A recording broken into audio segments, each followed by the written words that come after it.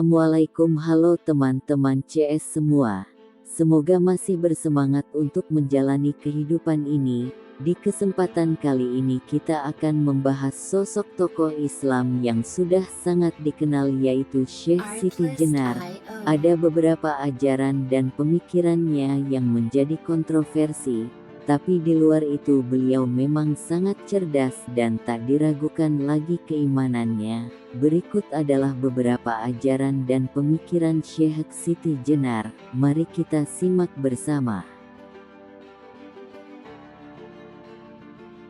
Syukur kalau saya sampai tiba di dalam kehidupan yang sejati. Dalam alam kematian ini saya kaya akan dosa. Siang malam saya berdekatan dengan api neraka. Sakit dan sehat saya temukan di dunia ini. Lain halnya apabila saya sudah lepas dari alam kematian. Saya akan hidup sempurna, langgeng tiada ini dan itu. Maka saya ini zat sejiwa yang menyatu, menyukma dalam Hyang Widi. Pangeran saya bersifat jalal dan jamal, artinya maha mulia dan maha indah. Ia tidak mau sholat atas kehendak sendiri, tidak pula mau memerintah untuk salat kepada siapapun. Adapun salat itu budi yang menyuruh, budi yang laknat dan mencelakakan, tidak dapat dipercaya dan dituruti, karena perintahnya berubah-ubah. Perkataannya tidak dapat dipegang, tidak jujur, jika dituruti tidak jadi dan selalu mengajak mencuri. Saya ini bukan budi, bukan angan-angan hati, bukan pikiran yang sadar, bukan niat, bukan udara, bukan angin, bukan panas, dan bukan kekosongan atau kealpaan. Wujud saya ini jasad, yang akhirnya menjadi jenazah, busuk bercampur tanah dan debu. Napas saya mengelilingi dunia, tanah, api, air, dan udara kembali ke tempat asalnya, sebab semuanya barang baru bukan asli.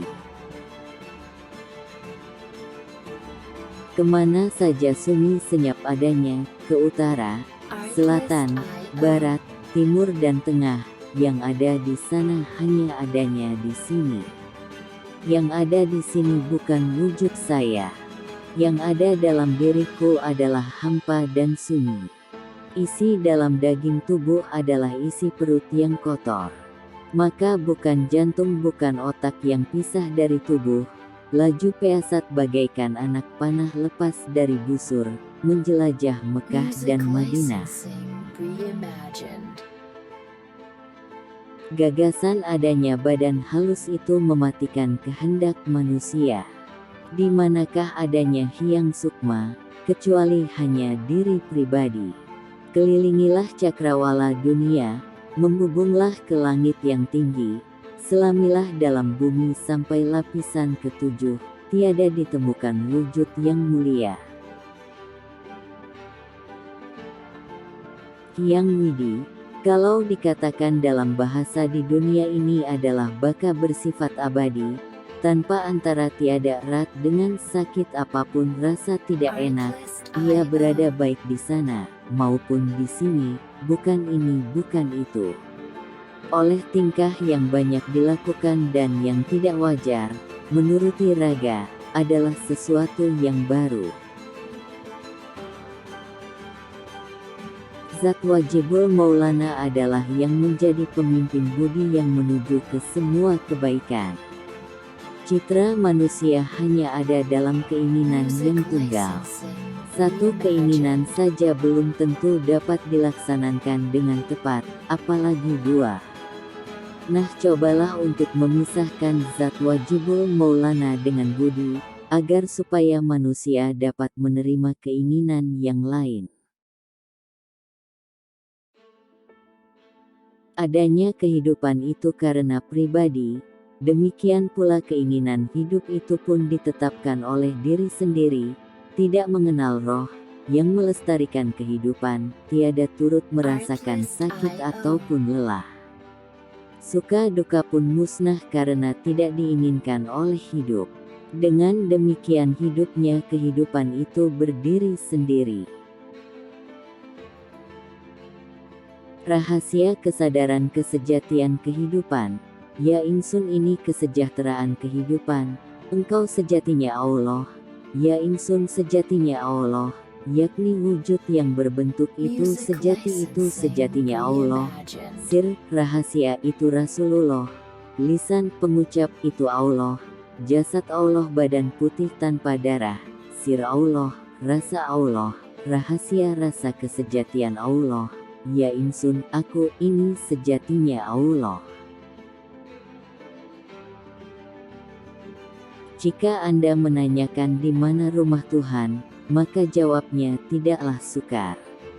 Allah berada pada zat yang tempatnya tidak jauh, yaitu berada dalam tubuh manusia.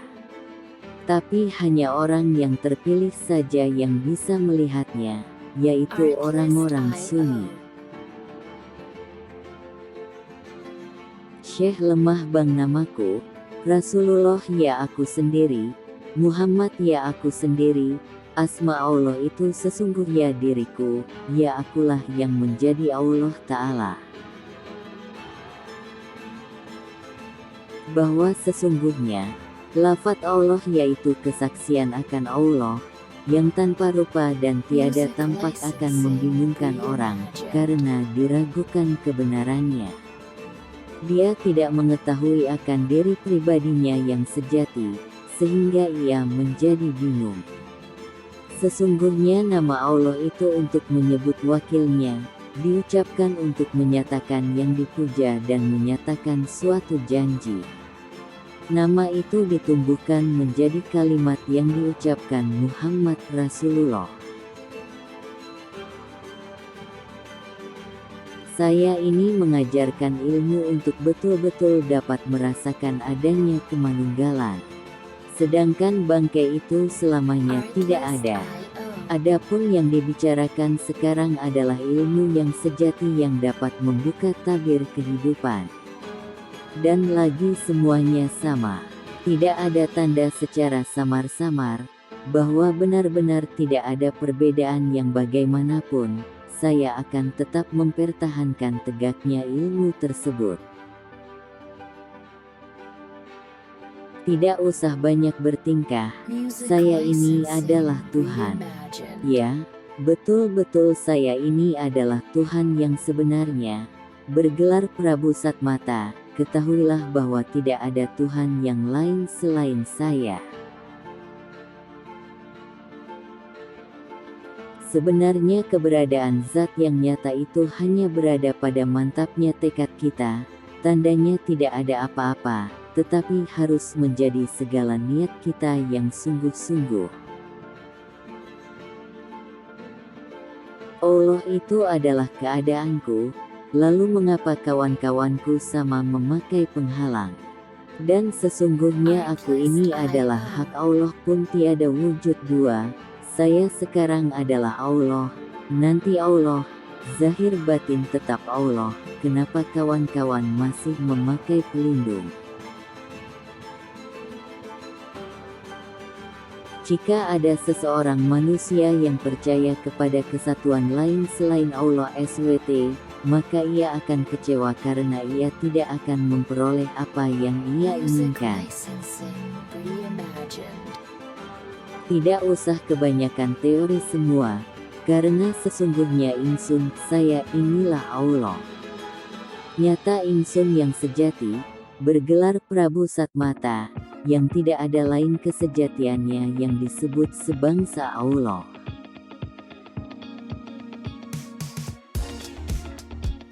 Terima kasih telah menonton video ini, demikianlah quote hari ini, semoga bisa memberikan kita inspirasi dan semangat untuk menjalani hidup ini. Bantu support channel ini dengan cara like, komen, dan subscribe, agar bisa terus berkembang dan memberikan manfaat bagi semuanya. Sampai bertemu di video-video berikutnya, salam CS selalu.